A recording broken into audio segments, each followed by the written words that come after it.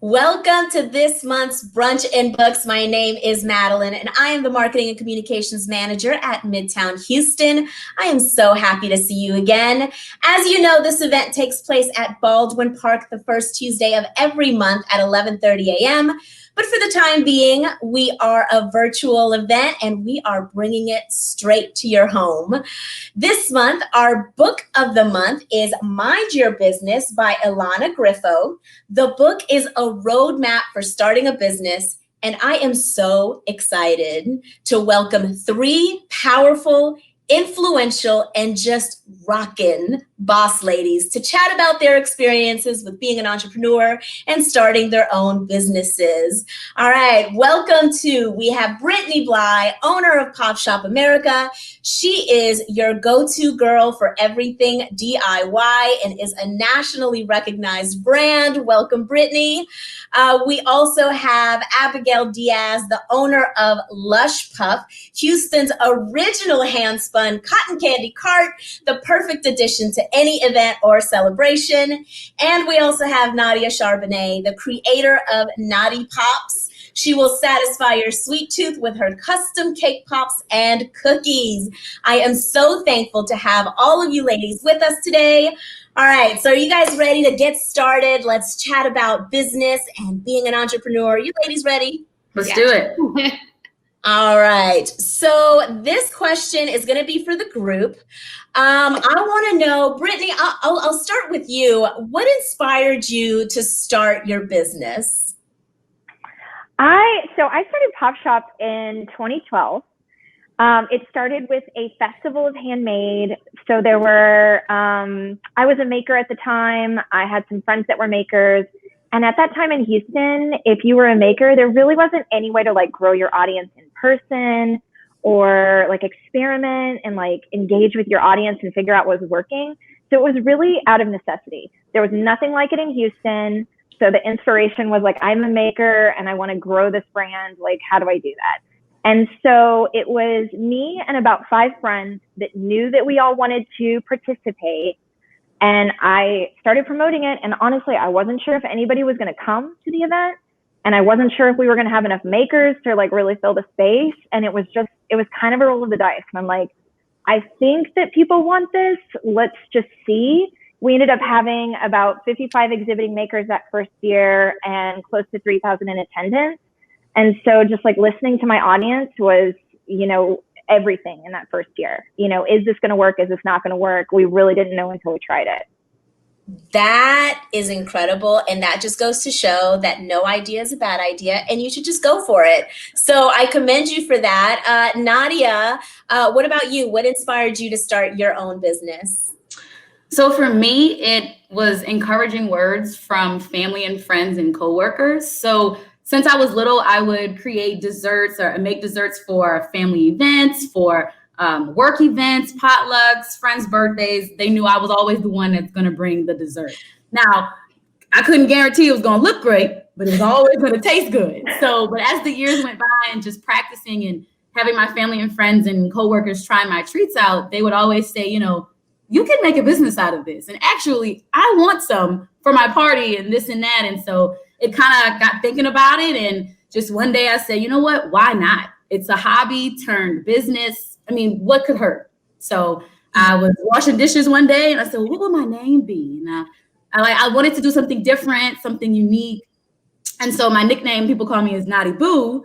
And so I was like, you know what? It clicked. Washing dishes, Naughty Pop. And that was it. I went from there. I absolutely love that. And you know what? That's actually part of what was stated in our book of the month is how important community is. And I think you're a great example of that. Having that community of family and of friends that really just push you towards your goal. That's beautiful. And I'm happy you did that. All right. So Abby, what about you? What inspired this luxurious hand-spun cotton candy? So very similar to Nadia, I've always been kind of very entrepreneurial since I was young. So always just kind of starting little small side businesses. And when I was on a trip in Mexico, I was walking one day and I saw that there was this long line and a lot of people were very attentive, and it ended up being a gentleman making cotton candy. And then I came home and I realized like, oh, I wonder if like that's actually a service. And I started Googling and I realized that you could actually rent a machine, but no one was providing the service.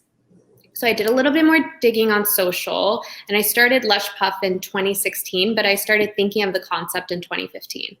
And at that time, there were very few cotton candy carts across the country. I think there was only one other person in Texas, but she was in Dallas. So I thought, this would be like a really cool opportunity. This was also at the peak when a lot of people were starting to really elevate the whole like party experience than what it used to be. So I thought, why not? So in 2016, that's when I started. It's been a very slow growth because I work full time. I'm actually right now at work. It's the end of the day, but I'm doing this at work. So it's been very much a side business. Last year was great, but obviously with COVID, this year has affected it. But it just was something that I was curious to do. And I wanted to see if it was actually going to be a true solid side business. And it really is. It's great. So I really enjoyed it so far. And, I think one of the cool things that I really enjoy about your business, Abby, is just the whole aesthetic of it. You know that you're getting something luxurious. It's such a nice treat. And I think, even when I see some of your Instagram pictures, you've got the whole outfit and a scarf and a hat. You provide such a great experience. And I think that's incredible. Agree. And the other thing, I was like, I don't want it to be carnival-y. And so it's a little bit more modern and clean. So thank you for recognizing that. I absolutely love that. All right. So another quick round robin question.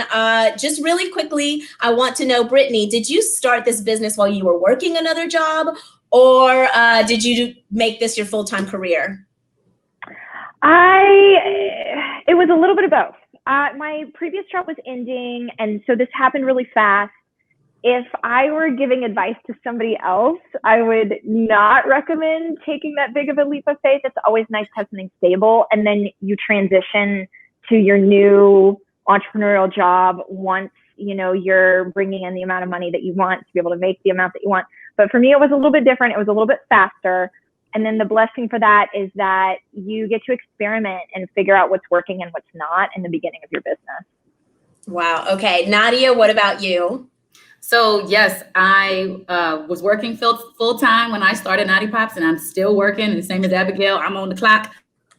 That's it. Yeah, same thing. I started it while I was working, and I don't know about the other ladies, but I'm a single girl and I'm not married and I don't have children. So it's like, what else am I going to do? I would like to make more money. So sometimes you just can't get that all the time asking for a raise. So it's like, you got to make your own future. And so that's what I did.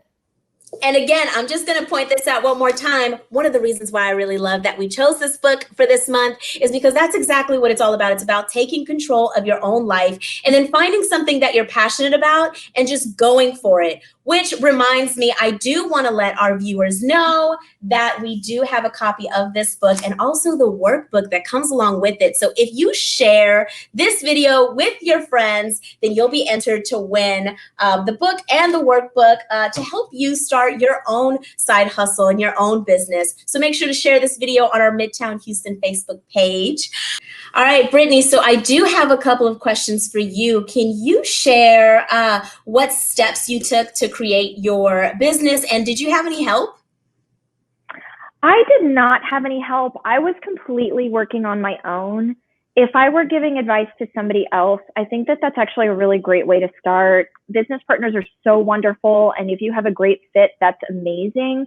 But I do find that with business partners, it can be challenging to share that workload. It can be challenging to stay on the same page when it's just so nuanced about, where you want your business to go, that to me, starting solo is always a really nice approach. What steps did I take? People usually recommend starting with a business plan. And of course, that's, a great way to start.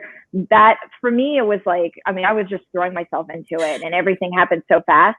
So for me, it's like almost like a business plan can be limiting, because when you're beginning your own business, when you're starting as an entrepreneur, the thing that's really important is listening to your audience, understanding what's working and what's not working, and being able to change quickly and rapidly to move towards greater and greater success. So in a lot of ways, a business plan can kind of limit you because you're like, well, this is what I'm doing. This is my plan. I have to stick to the plan. And so sometimes it's just harder to understand what's working and to change really quickly. So that was definitely what happened with me. And I mean, we'll see what happens next.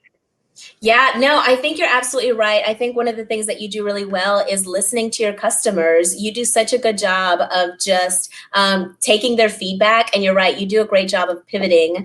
And so my other question for you is, what advice do you have for women who are considering starting their own business?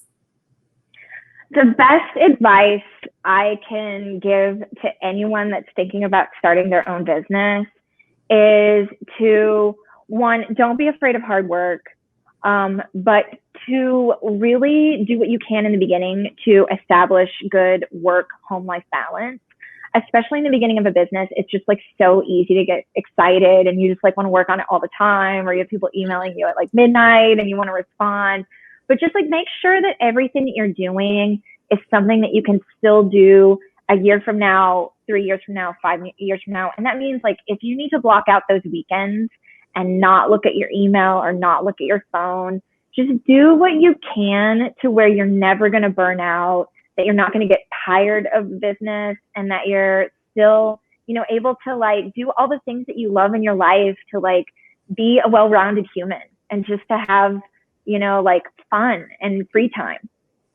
I absolutely agree with you. I think boundaries are the number one thing that I think a lot of us, and especially women, we tend to struggle with a lot. We think we have to juggle all kinds of different plates, wear so many different hats all the time. And so burnout is a very real thing. And I think you're absolutely right with making sure that we set those boundaries for ourselves. Thank you so much for sharing with us, Brittany. Abby, I do have a couple of questions for you. And about Lush Puff, what would you say are some mistakes that you made along the way that maybe you would do a little bit differently now? So I would say that very much like Brittany, I just kind of threw myself into it. I had no business plan. And honestly, if there's anything that would describe an entrepreneur, that's it. You learn as you go.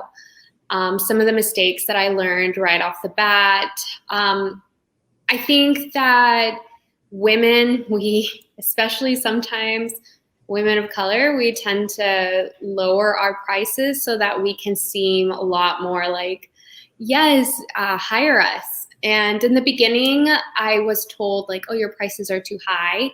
And so I lowered my prices. And then I realized like, I'm traveling like an hour away and I'm not charging for a travel fee.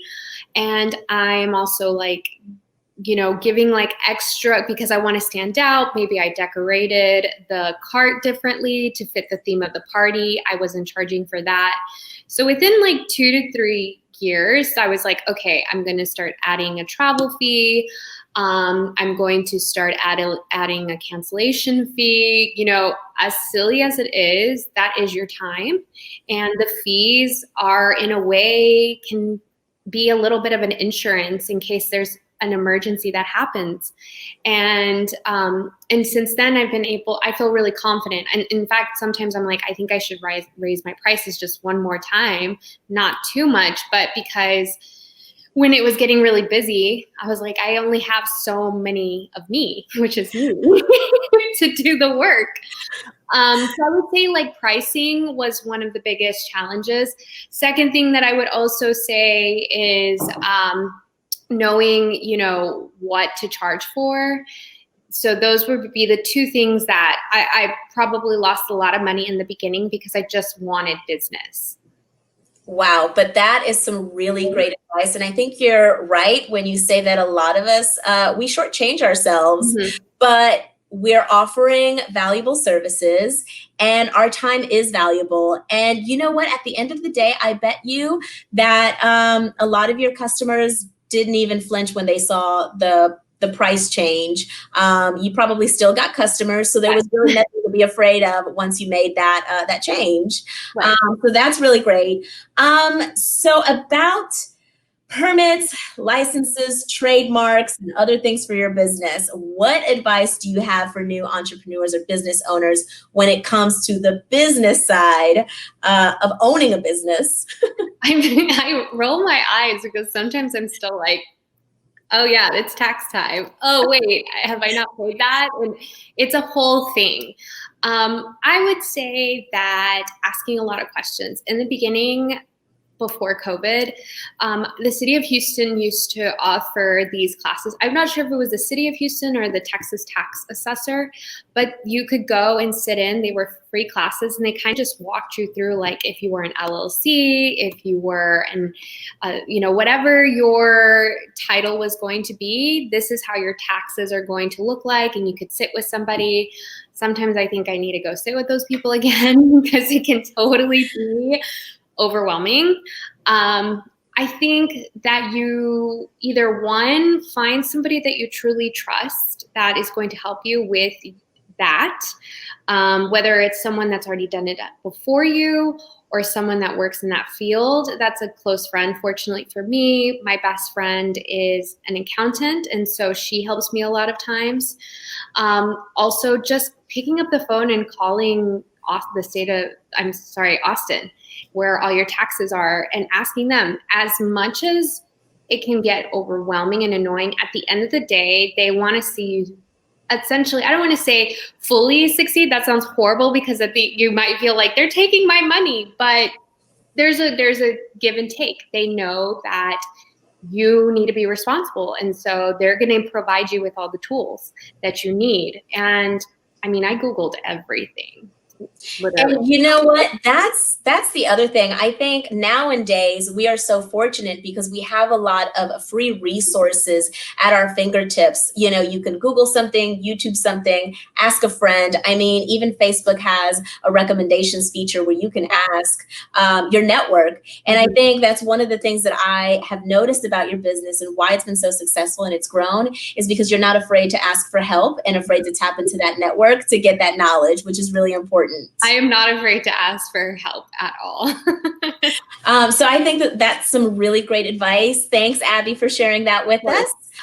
All right, Nadia. So a couple of questions about Naughty Pops. First of all, what year did you start your business? 2017. 2017. Okay. So what are some of the tools that you found were the most helpful for your business, whether it be social media, any marketing materials, events that you attended?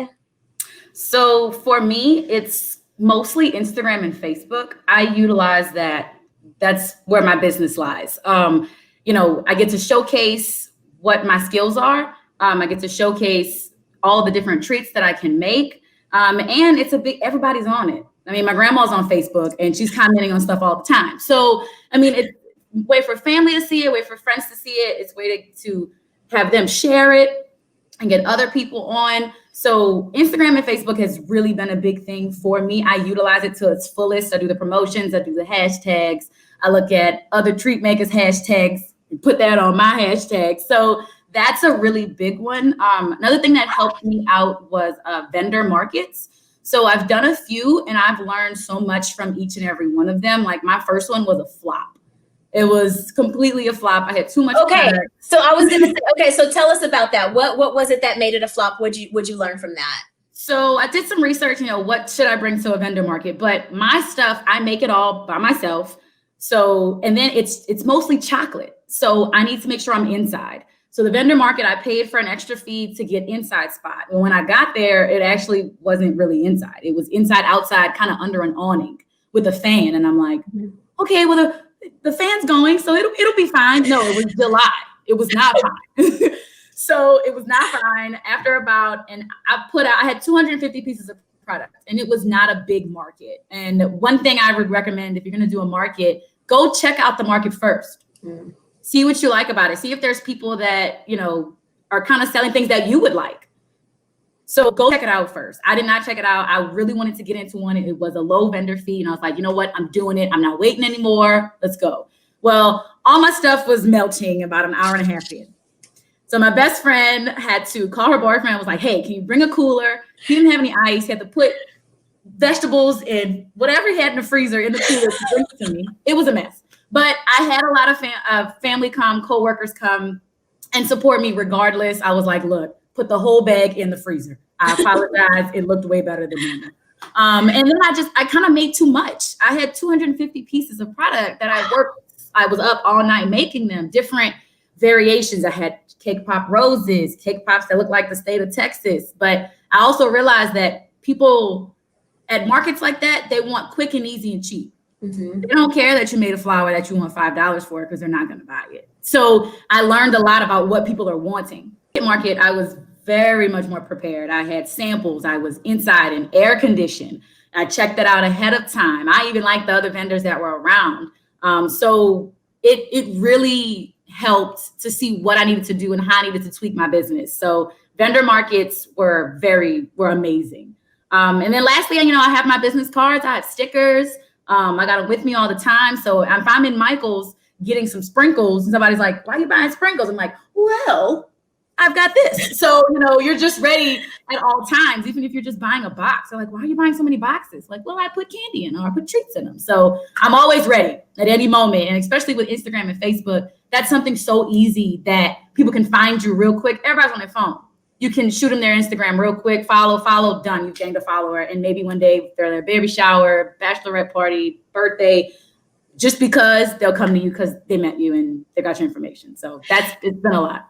And you know what I was going to say? So I absolutely love your Instagram because it is full of color. I mean, every single picture is so eye-catching and mouth-watering. I feel like I can almost taste the treats just by looking at the picture. And I think that's something that you utilize well. And just like you said, we do have a lot of free resources out there. We've got Facebook, we've got Instagram, Twitter, LinkedIn, we've got all the social media pages. And I think people really need to take those to your advantage. And I think that that's something that you do really well. And another piece of advice that I really like that you gave is about doing your research on the vendor market that you want to attend beforehand. So sad, so sorry to hear about the melted chocolate, but it happens. So that's what I was going to say. I was going to tell you that it's a lesson learned, and you're never going to make that mistake again. Nope. And I think that those are really good pieces of advice for any new entrepreneur, especially if you're trying to get into the dessert and sweets niche.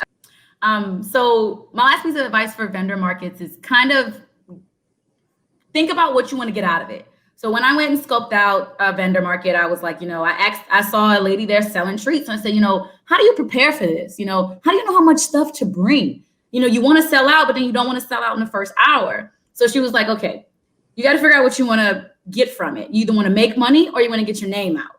So you're either going to bring $300 worth of products, you can get that as your profit, or you'll bring enough to get your name out. So I had to realize what was my goal here, that I want to just make a bunch of money and bring as much product as I can and kind of push it in people's face, or that I want to actually get my name out to have returning and continuing customers. So that's a big thing, trying to figure out what you want to get out of it.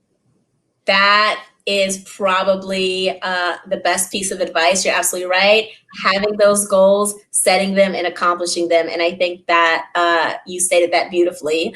All right. So now I want to bring everybody back in because I have a couple of more questions for everybody in the group. We're going to do some more round robin questions.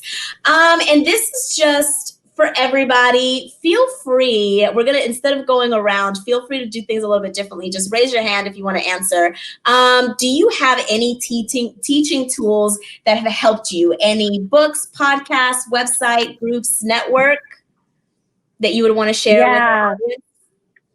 Yeah, I lead a marketing group. We have a free Facebook group called Digital Marketing Party. It's under the Pop Shop America Facebook page. We talk all things marketing. It's not specific to e-commerce.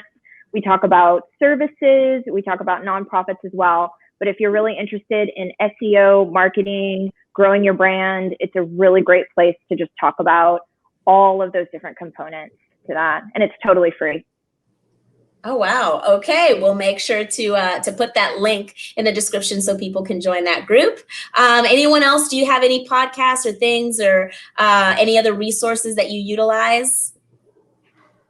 Yes. So for me, I utilize all things free. So I'm definitely going to check out your stuff, Brittany. But I use YouTube, Pinterest, and Instagram.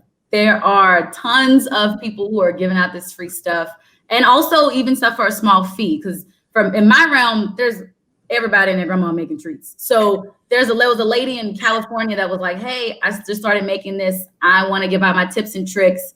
You know, you'll have access to this forever. $10." I was like, okay, why not? Because there could be things that I'm not getting or some things that I'm having trouble with that she fixed immediately, you know, and utilizing that has really helped me out. Whatever, get an order and they say, I want Lion King cake pops. I'm like, okay, let me go see what I can find just to make sure I can do it or make sure I can get the right mindset. So I utilize the Pinterest, YouTube, and Instagram for sure. That's great. And Abby, I'm actually going to ask this question for you because you are one of the ladies that has a full-time job and also your side hustle. How do you balance your business, your two businesses, your full-time and your side hustle, with your personal life? That's a great question. Well, first of all, I think that you kind of touched on it in the beginning, burnout is very real. So having a schedule is so important. And also just making sure that if you're going to have people that are going to be working for you, that they have the same intention as you do, because you could just hire anyone to do anything. So whoever works with me, I pay them actually very well, more than the national average minimum wage, because I truly believe I'm asking you to do something, you're a representation of me. It's a little bit of hours, and I just want to make sure that you make a great impression to our guests. And so for me, hiring the right people to help is one of the biggest things. The second thing I would say is that, as silly as it is, I'm in a long distance relationship, so I have a lot of personal time to myself. And so whenever I do have time with my boyfriend, that is my time with him. And then just to avoid burnout, I am very schedule heavy. So there's always a deadline for me. There's always some type of organization. I write everything down in a notebook, and I put everything into a digital calendar. People think it's hilarious that I have two calendars rotating, and my digital calendar always has an alarm for one day and 2 hours before, but it really does help me stay very focused. So those are kind of my tips and what I do. No, I think that's great. And I'm very much like you. I have so many different calendars and they're all color coded, and I make sure that I have Post-it notes on top of that. So I'm with you. I'm with you there. Yeah. And now switching gears a little bit, 2020 has definitely been a roller coaster and a whirlwind for everyone, but especially for those of us who have careers, those of us that are working, entrepreneurs, have our own businesses. And so I want to start with you, Nadia. How have you adjusted your business during COVID, and how has it affected your business, if at all? So with COVID, it's kind of helped my business. So I've, started working from home in March, had a couple furlough weeks. So with that, it gave me the time that I needed to expand and practice on things that I've been wanting to do. I just didn't have the time. And like Abigail said, my time is my time. So if I'm doing something, I schedule it out. You're not going to mess with this because I'm going here, So, but it's actually really helped. I've expanded to sugar cooking, which I've always wanted to do. A couple years ago, I tried it and I was like, that's a wrap. I'm not doing it. But having a couple furlough weeks and just having that time to just sit and, after work, I'm here at home, not doing anything. It gave me that time to really practice, and I was able to perfect it and get it up to where I think it was a good standard to start selling. And when I say the last couple months have been my busiest of Naughty Pops since I started. So I've been booked, and it's crazy. I guess people that was cooped up, they want their treats now and have their parties. So I'm booked. Wow. That is incredible to hear. You are definitely one of those success stories that we hear of. So congratulations to you. Abby, doing Lush Puff, you have to go to events. Events obviously have scaled back a little bit since COVID, but how have you pivoted? How have you adjusted your business with this day and age that we're living in? So I would say that business, because it's in person, totally went to a halt.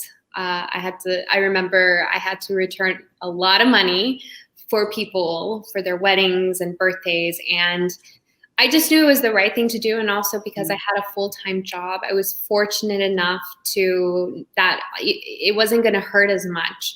I feel horrible for those types of people that are unfortunately, like, they literally had no money coming in, and they might have had to give back any money that, people had paid for a deposit or service. But I would say that in regards to during that time, what did I do? Well, I updated my cost sheet to make it look a little bit more streamlined. And I also was able to, get a second cart made and buy a second machine. And so there were things like everybody that had been wanting to get done, but there's only so many hours in the day. And I knew eventually that was going to come back. Slowly business is starting up again, which is great. And, Brittany kind of said it in the beginning, which is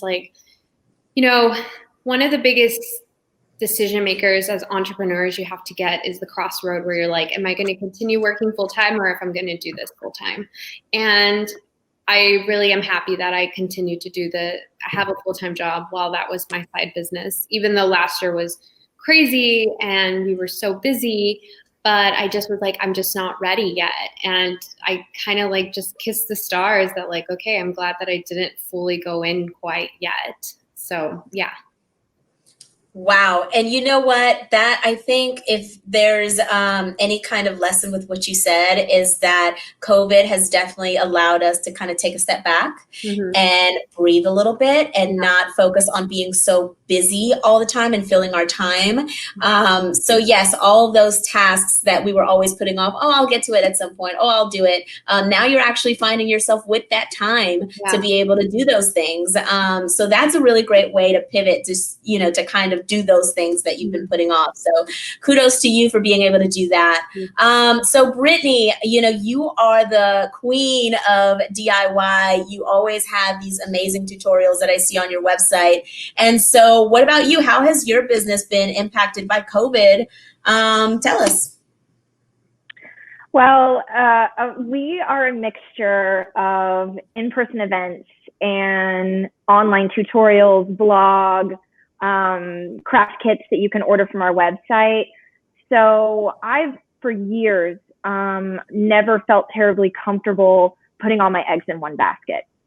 So during Hurricane Harvey, especially, I learned very quickly that anything can change in any moment. And I tried to structure my business for the last few years to where our income doesn't just come from one place. It's a little bit from all these different things. So immediately, all of our in-person workshops, all of our in-person events were canceled. But at the same time, our e-commerce actually skyrocketed. Back in April, we got 2 BuzzFeed write-ups in the same month. One of them was for a craft kit, and one of them was for our craft subscription box. So both of them just went through the roof. So within a span of a week, very suddenly, I had to hire more staff. I had to change the way that we were stocking inventory. We had to manage 10x or more inventory than we ever had before.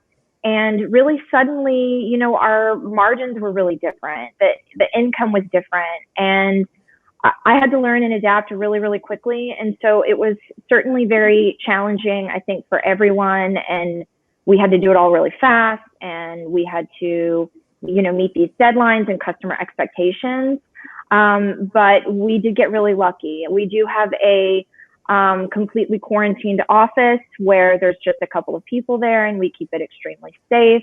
So we've been able to continue our business fairly normally from an e-commerce perspective. And then with any in-person events, they're just basically not going to happen until, they can happen safely. So we got really lucky, and we've been really happy. And so it's just, the best thing is don't be afraid to change.